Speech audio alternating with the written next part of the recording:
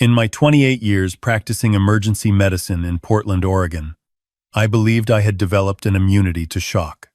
I had resuscitated teenagers who overdosed in gas station bathrooms. I had delivered death notifications to parents who arrived at my ER, expecting to pick up a child and left carrying something they would never put down. I had held the hands of strangers in their final moments and driven home at dawn without crying, because crying was a luxury a trauma physician couldn't afford on shift. My colleagues used to say I had the steadiest hands in the department and the coldest nerve they'd ever seen in a doctor. I retired at 61, believing that was still true. I was wrong. The call came at 11:47 on a Thursday night in February, which I know precisely because I had been unable to sleep and was sitting at my kitchen table in Bend reading a cardiology journal when my phone lit up with my granddaughter's name. She was 16. She never called me this late. She barely called me at all. We were a texting family, the way most families with teenagers are now, so when I saw her name on that screen, something in my chest tightened before I even answered. "Grandpa." Her voice was compressed, like she was trying to take up as little air as possible. "I need you to come to Street Charles. I'm in the emergency department." I was already standing. "Are you hurt? What happened?" Marcus said I fell down the stairs. He told Mom I was running in my socks and I tripped. A pause, and I could hear her breath catch. "But Grandpa, I didn't fall." He pushed me. And I hit the railing and I think my arm is broken, and Mom keeps agreeing with everything he says and nobody here is listening to me. The cold that moved through me then was not the professional detachment I had cultivated over 3 decades. It was something older and more animal. I heard my own voice come out low and deliberate, the voice I used when I needed a panicking patient to focus. "I'm leaving right now. Do not say anything else until I get there. I'll be 20 minutes. Mom's going to tell them I can imagine things sometimes." She already said it to the nurse. "Grandpa, she's going to. I know. I hear you. I believe you." 20 minutes. I drove to Street Charles Medical Center in 14. My daughter had remarried 18 months ago. Her second husband, Marcus Holt, was a commercial real estate developer with an office downtown and a boat he kept at Elk Lake and a smile that appeared whenever you needed it to and disappeared the moment it was no longer useful. He had seemed, when I first met him at the small dinner my daughter arranged to introduce us, like a man who had learned very carefully how to seem. I had noticed the performance quality of his warmth, the way it was dialed up precisely to the level required and not 1 degree beyond. I had filed this observation away and said nothing, because my daughter was happy for the first time since her divorce, and I had not trusted my instincts enough. I was trusting them now. The charge nurse at the ER entrance recognized me from my years of sending patients through those doors. I explained who I was there for, and she gave me the particular look that emergency nurses reserve for situations they cannot articulate directly, something careful and communicative and worried.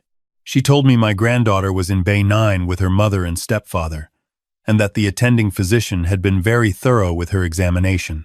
I thanked her and walked, not ran, because running announces alarm to everyone in the room and I needed the advantage of appearing calm. The curtain to Bay 9 was pulled 3/4 closed. I could hear Marcus's voice before I stepped in, smooth, explanatory, the patient tone of a man who expects to be believed and usually is. He was telling someone that she had always been a little careless, that her mother had mentioned it, that teenagers move too fast and don't think about consequences. I stopped outside the curtain for exactly 3 seconds, long enough to hear the shape of what he was doing. And then I stepped in. My granddaughter's face when she saw me was the face of someone who had been underwater and just broke the surface. Her left arm was braced and wrapped in a temporary splint. There was a bruise forming along her jaw on the left side that had no business being there from a staircase fall, and her right eye was slightly swollen at the outer corner. She was sitting very still in the way that people sit when they're in more pain than they're admitting. My daughter stood beside the bed with her arms crossed, and I could see the tension in her shoulders from the door. She was 41, and she looked tired in a way that wasn't just tonight.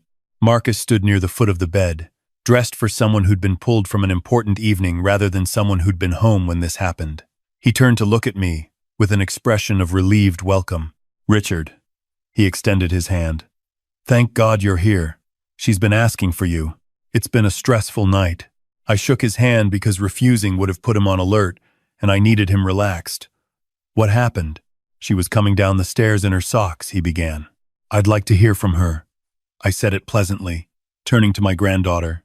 She looked at Marcus before she looked at me. The look lasted less than a second, but it told me everything about the dynamic in that household. Then she looked at her hands. I slipped, she said, and her voice was flat in a way that had nothing to do with lying and everything to do with having been told what to say. On the stairs, Marcus nodded with the expression of a man whose account has just been confirmed.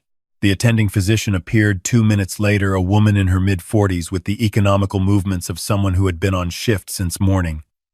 Her name tag read, Dr. Angela Reyes, and she acknowledged me with a brief nod when I introduced myself as a retired emergency physician.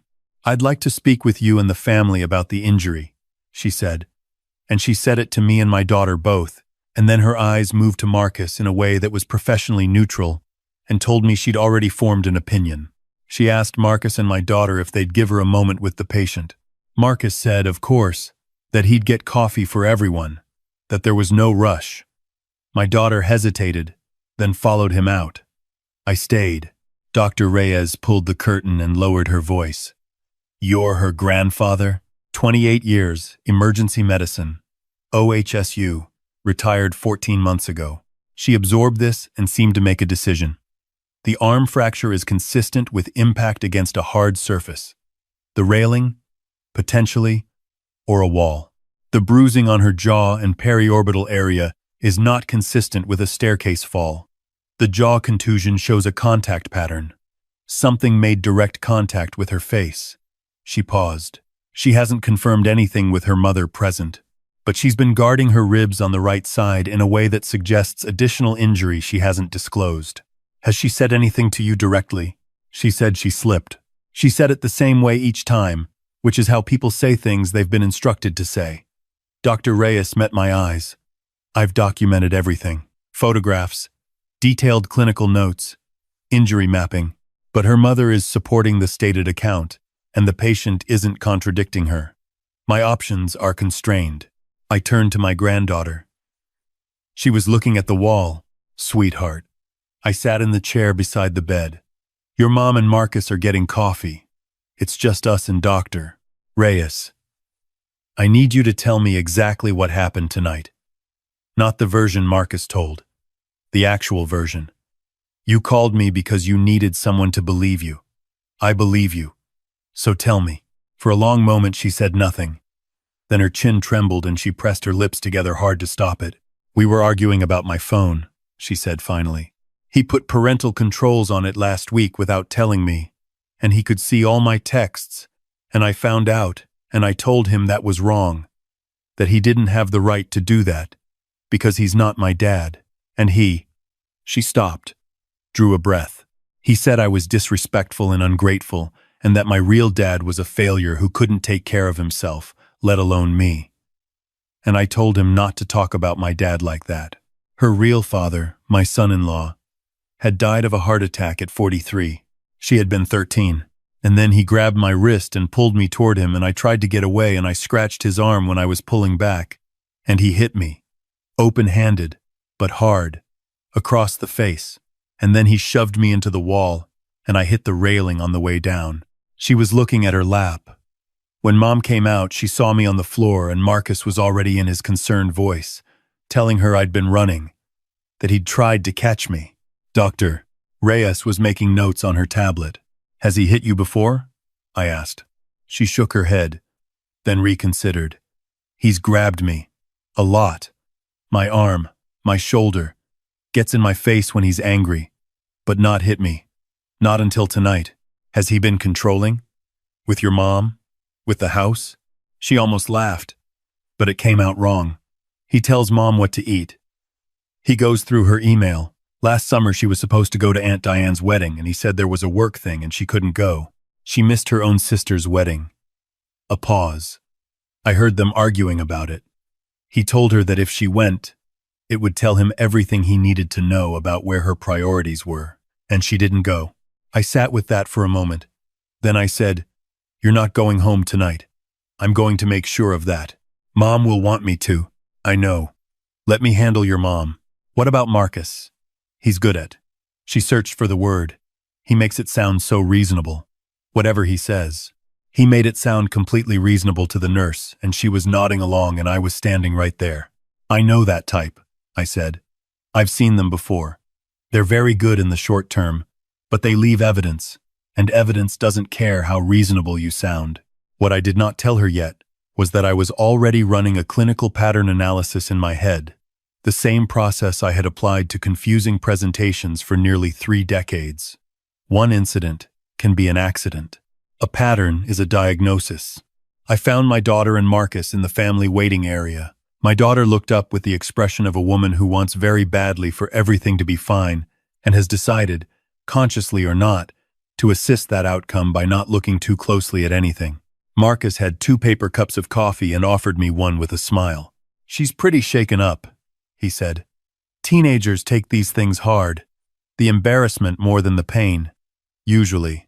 She has a contusion on her jaw that isn't consistent with a staircase fall." I said it quietly, without inflection, watching his face. Something moved behind his eyes. Not guilt. Calculation. He recovered it in under a second and replaced it with concern. "She might have hit the banister on the way down. I wasn't right there when it happened. I heard it. You told the nurse you tried to catch her."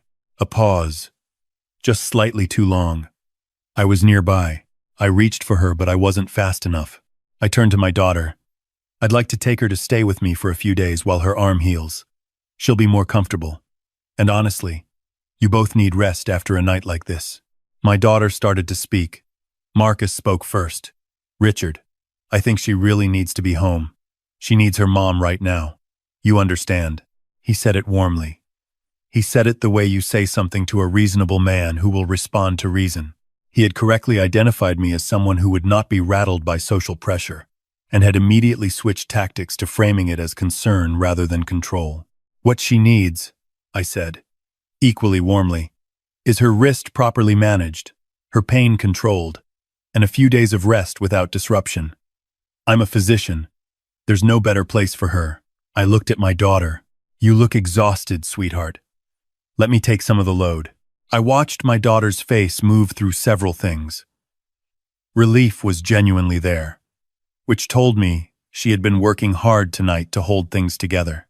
Marcus put his hand on her back, placed it, I noted, not laid it, and I watched her posture shift almost imperceptibly toward compliant. "It's only a few days," I said to her. "Not him.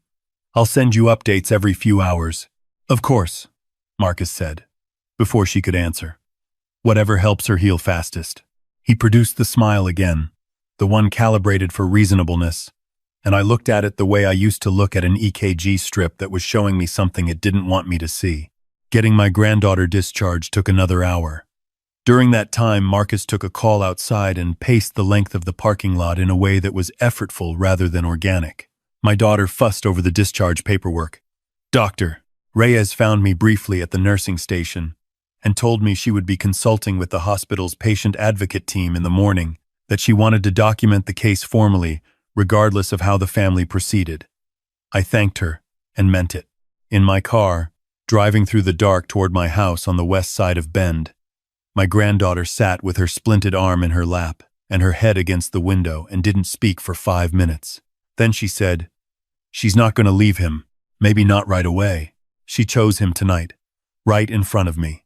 I know, and she's going to have to live with that." I glanced at her. "But you don't have to." My house had a guest room that still held some of the furniture from when my own children were young, and she curled up in the bed with her arm elevated on a pillow, and her face finally relaxed from the tightness it had held all night. I sat in the kitchen and opened my laptop and began making notes with the same precision I had applied to complex cases for 28 years. Timeline, statements, clinical observations, injury documentation. I wrote down, "Everything, doctor." Reyes had told me, and everything my granddaughter had told me, and my own assessment of Marcus Holt across every interaction I had witnessed. Then I started doing what I used to do when a diagnosis wasn't presenting clearly. I looked for the history. Marcus Holt had moved to Bend from Sacramento 4 years ago. His LinkedIn profile showed a steady career in commercial real estate and a board membership with a local business development committee. His Facebook profile was a gallery of community involvement, charity golf tournaments, ribbon-cutting ceremonies, a smiling photograph taken at a school fundraiser. On the surface, Marcus Holt was exactly what he appeared to be. I had learned over a long year that surfaces are written for audiences. His first marriage had ended in Sacramento 11 years ago. I found this through a basic public records search, the kind anyone can run. The divorce record was public. What was not public was the story behind it. But people generally have stories, and stories have witnesses. It took me 2 days and 3 phone calls through a network of old colleagues, the kind you accumulate over a career. People who know how to find someone without causing alarm to locate his ex-wife. She had remarried and was living in Folsom and worked in hospital administration. When I finally reached her, I told her my name, my background, and that my granddaughter had been hurt. There was a silence on the line that lasted long enough to be its own answer. "He hit her?" she said. "Yes." Another silence. He was careful never to leave marks where I could document them. It took me 3 years to understand what was happening to me, because he was so good at making me believe I was the problem. Her voice was steady, but I could hear the effort in the steadiness. He never touched my son, but he made my son's life very small. The control, the monitoring, the way he would punish things indirectly. Suddenly, an activity got canceled.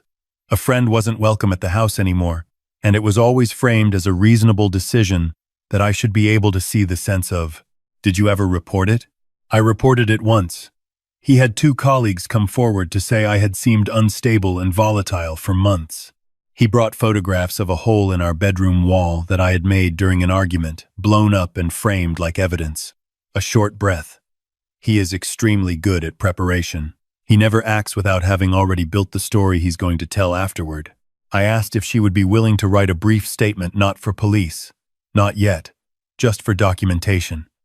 She said she would think about it. She said she had a good life now and a son who was doing well, and that she had spent years trying not to look backward. I said, I understood. I said that sometimes looking backward is the only way to prevent the same thing from happening to someone else's family. She said she would call me tomorrow. She called me that same night. By the 5th day, my granddaughter had told me more than she had told anyone.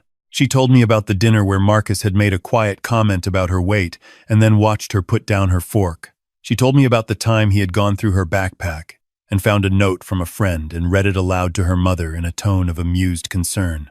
She told me about the night she overheard him tell her mother that her first husband had been a weak man and that she shouldn't be surprised their daughter had inherited his tendency toward drama. She told me she had tried to tell her mother twice. The first time, her mother said Marcus was still adjusting to having a teenager and that she needed to be patient. The second time, her mother had gone quiet and then said, "Please don't ask me to choose." She had not tried a third time. On the 6th day, I invited my daughter to lunch. She came alone, which told me she either hadn't told Marcus or had told him, and he'd judged it strategic to let her go. She arrived looking like someone who had been rehearsing an argument all morning. She sat across from me at a restaurant table, and before I could speak, she said, "I know what you're going to say. Then I'll save us both some time." I put a folder on the table. That's Dr. Reyes's clinical documentation. Those photographs are the injuries she recorded. The injury pattern on her jaw is a contact strike, not a fall. The rib bruising she didn't tell you about is consistent with impact against a wall or hard surface. I slid the folder toward her, but didn't open it for her. I also spoke with his ex-wife. My daughter's face went carefully still. She described the same pattern: escalating control, financial monitoring, isolation from family, and physical intimidation that was always explained away or hidden. Her son was affected. I paused. She got out. She said it took her too long to see it, because he was so good at making her feel like the problem. "You had no right," she started. "I had every right. She is my granddaughter. She called me from the emergency room at midnight because she had nowhere else to turn. And the reason she had nowhere else to turn is that the adults who were supposed to protect her didn't. I said it without anger, because anger was the wrong tool here. I'm not saying you're a bad mother. I'm saying he has been very deliberate about getting you to that position where you couldn't see clearly. That is what these people do. I have watched it in the ER for almost 30 years. My daughter was looking at the folder without opening it. Her hands were flat on the table. He monitors your email, I said. He controlled whether you went to your sister's wedding. He has been gradually making your world smaller, and you haven't noticed because he makes each individual step sound reasonable. A pause. And now, he has hit your daughter. She scratched him. The words came out before she could stop them, and I could see from her face that she knew immediately what they revealed. She closed her eyes. She scratched him, pulling away from him, grabbing her wrist. I said quietly, "Scratch marks on an adult man's forearm are not provocation. They are a child trying to escape." The silence lasted a long time. A server refilled water glasses and left without speaking. Outside the window, Bend traffic moved in the ordinary way of a day when nothing is happening. "I've been telling myself," my daughter said, and her voice was different now, less rehearsed, more exhausted, that it wasn't as bad as I thought, that I was being oversensitive, that she was being a difficult teenager and he was just struggling to connect with her. She finally opened the folder and looked at the first photograph, and her face did something I had only seen it do twice before in her life. "Oh God, I know. She didn't tell me about her ribs. She didn't tell you because the last 2 times she tried to tell you, the situation didn't improve." My daughter put her face in her hands. I did not rush the silence. I had learned a long time ago that the moment after someone finally sees something clearly is not a moment to fill with words. When she looked up, her eyes were wet, but her expression had settled into something resolute. "What do I do? First, you tell me you understand what has been happening. Not some softened version of it. What has been happening?" She held my gaze. "He has been hurting my daughter and isolating me, and I let it go on because I didn't want to see it." "Yes. What do I do?" she asked again, and this time she meant the logistics. I told her. I walked her through every step the way I used to walk families through difficult diagnoses, with clarity, without false comfort, with the emphasis on what was actionable.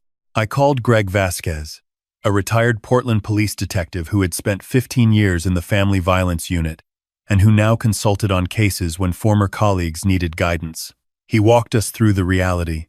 "The medical documentation was strong, Doctor. Reyes had already filed a formal report with the state's child welfare agency, which triggered an investigation regardless of what the family decided. The ex-wife's willingness to provide a written statement established a pattern. With my granddaughter willing to give her own account, and she was more willing every day. As the fear receded and the relief of being believed settled in, the foundation was substantial. Marcus retained a lawyer within 48 hours of my daughter asking him to leave the house. The lawyer sent a letter suggesting that a troubled teenager had fabricated an incident to break up a stable marriage, that the grandfather was a controlling figure who had never accepted the new family structure, and that the documented instability in my granddaughter's behavior at school constituted a relevant context for interpreting her account. I had been expecting something similar. Greg had told me, "These cases hinge on pattern and corroboration. One teenager making an accusation against a persuasive, professionally successful adult is a contest. 3 voices, medical documentation, and a behavioral history across multiple households is a weight that tips differently." The ex-wife submitted her written statement. My granddaughter gave her account to the state investigator quietly, precisely, with the kind of specificity that investigators recognize as memory rather than construction. "Doctor, Reyes testified to the clinical inconsistency between the stated mechanism and the documented injuries. Marcus's lawyer tried to discredit the ex-wife as bitter and the timeline of her statement as too convenient. The investigator asked Marcus to explain the specific injury pattern on my granddaughter's jaw. He said she might have hit a step edge on the way down. The investigator asked how her fall trajectory would have resulted in a contact injury to only one side of her face, with no abrasion to the nose or forehead. Marcus said he wasn't a medical expert. The investigator said she had 3 of them. The criminal process moved slowly. the way it always does. There were months of hearings and filings and delays that tried the patience of everyone except Marcus's legal team, which billed by the hour and had every incentive to extend. My granddaughter went to therapy twice a week and started sleeping better, and stopped checking her phone with the particular tensed anticipation of someone waiting for a threat. My daughter filed for divorce. Marcus fought it the same way Greg had predicted, viciously, methodically, trying to reframe every piece of documented reality as evidence of his wife's instability and her daughter's manipulation. He was good at it. He had practiced being good at it. But in the end, the medical record doesn't adjust its testimony based on how confident you appear. The fracture pattern doesn't care about your professional standing. Dr. Reyes sat in a deposition and walked through her clinical findings with the same specificity she had applied in Bay 9 that February night, and no amount of smooth presentation was sufficient to make torsional injury evidence look like a staircase fall. Marcus accepted a plea agreement 14 months after that phone call. Criminal charges for domestic battery and child abuse. A restraining order. A permanent record. He lost his commercial real estate license in the disciplinary review that followed. His board membership evaporated before he resigned from it. He did not go to prison, which my granddaughter had hoped for, and had to find her own way of processing. I sat with her when she got the news and told her that outcomes are not always proportionate, that the law does what the law can do, and that the part she could control was how she moved forward. She was quiet for a while, and then she said she thought she already knew that and she just needed to be angry for a little while first. I said that was completely fair. I see her twice a month for dinner now. She is a senior in high school, and she has opinions about everything, and argues with me about them with a directness that reminds me of her father. She is applying to colleges in the Pacific Northwest and thinking about pre-med, though she says she is not sure yet, that she wants to decide based on what she actually wants, rather than what someone else has planned for her. I told her that was the wisest approach I had ever heard. Her mother and I have rebuilt something. It took difficult conversations about accountability and about the guilt that lives in the gap between what a person intended to do and what they actually did. My daughter is in therapy. She is learning to trust her own perceptions again, which is harder than it sounds after years of being quietly trained not to. She looks less tired than she did. Last month, she told me that she had started meeting her sister for dinner once a month. That Diane had driven up from Eugene and they had gone to a restaurant and talked until the place closed around them. She said it in the particular way people report something ordinary that was quietly momentous. I still volunteer on Thursday afternoons with a program in Bend that trains teachers and pediatric nurses and school counselors to recognize the signs of domestic violence in young patients and students, not just the obvious presentations, but the quiet ones. The child who flinches at certain movements. The teenager who checks someone else's reaction before answering a simple question. The parent who tells a consistent story in a tone that has been rehearsed. I tell them that 28 years in an emergency room taught me to recognize acute crises. The things that arrive loudly, demanding immediate attention. But the hardest cases, the ones that haunted me longest, were never the loud ones. They were the presentations that didn't announce themselves. The patient who sat quietly and said everything was fine and had learned to believe it. The child who had called everyone who should have helped them and had been gently, reasonably told that they were overreacting. I tell the counselors in those Thursday sessions, when a child finds the courage to say something is wrong, your job is not to evaluate whether it's convenient to believe them. Your job is to believe them first and work backward from there. My granddaughter still has my number at the top of her contacts. She texts me about college applications and the books she is reading, and occasional observations about things that happened at school that she thought I would find interesting. She almost never calls, but when she does call, I answer on the first ring. That is the only protocol that matters.